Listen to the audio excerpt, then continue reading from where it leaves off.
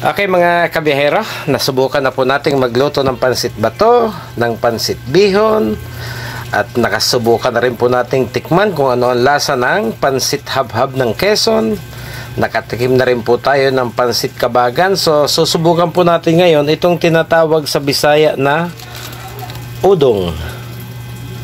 So sabi po nila masarap din daw po ito sa sardinas katulad ng pansit bato mga kabiyahero. So bumili po tayo ng udong. Sabi po nila marami na raw po yan. 6 pesos po ang isang ganito. Okay, meron po tayong bawang, meron po tayong sibuyas, meron po tayong seasoning, at meron po tayong pamintang durog mga kabiyahero, at isang latang sardinas po yung ating pinakang isasahog mga kabiyahero. So okay, lutuin po natin at tingnan po natin kung masarap nga ba talaga katulad ng mga sinasabi nila. Okay mga kabiyahero, umpisa na po tayo. First time po natin susubukang magluto ng pansit udong. Okay, buhay na po tayo ng apoy. Lagyan po natin ng kaunting mantika para ipanggisa po natin dun sa ating mga ricado. Painitin po natin. Ayaw po ni Delia nung may pitsay, kaya susubukan po natin ng walang pitsay. Sabi nung iba masarap daw, pero sabi ni Delia mahangot kapag may pitsay ang pansit. So ayan, painitin po natin yung mantika. So ayan, nakikita po natin mainit na po yung kanyang mantika. Ilagay na po natin yung kanyang bawang,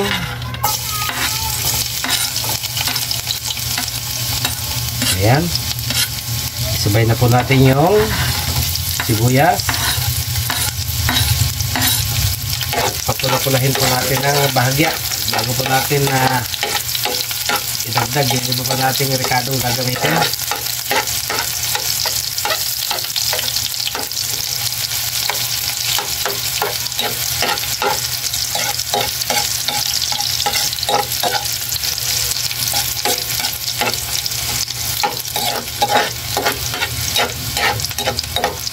So ayan, mapula na po siya. Ilagay na po natin yung ating paminta powder para matutong po siya ng bahagya.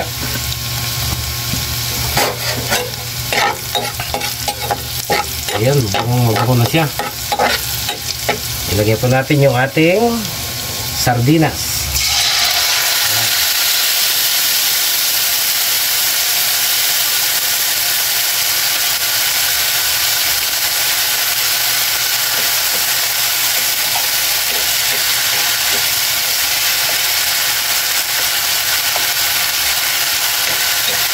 Okay.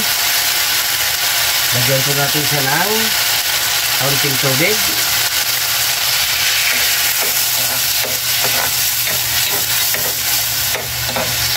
Pagkatapos ay hihintayin po natin siyang kumulo. So ayan mga kabiyahero, kulong-kulo na po siya.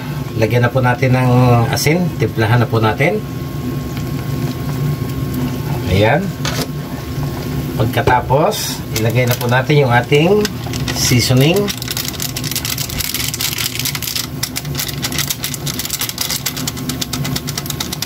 Ayan. Pagkatapos, ilagay na po natin yung udong. Ayan. Siguro, kapag babae, udang. Kasi itong udong, panlalaki ito.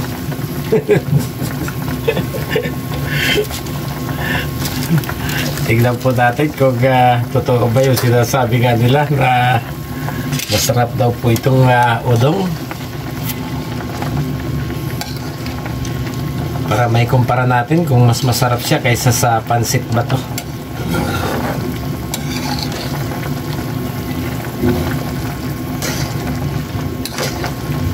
Mas matigas po yung kanyang noodles kaysa doon sa ibang pansit, no? Halos kasing tigas yan ng bihon. At hindi natin alam kung firm ba yung kanyang noodles kapag naluto. So titingnan natin kung medyo aalsa siya.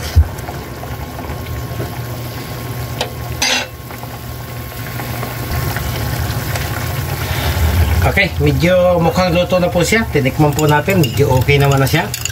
So lagyan natin ang kaunting twist. Nagbati po tayo ng itlog. So dahil merienda po ito,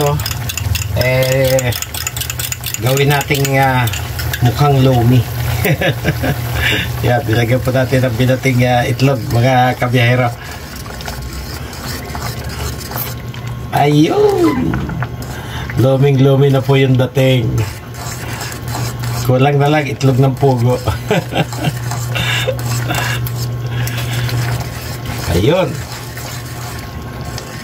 mukhang napakasarap na po niya, mga kabiyahero.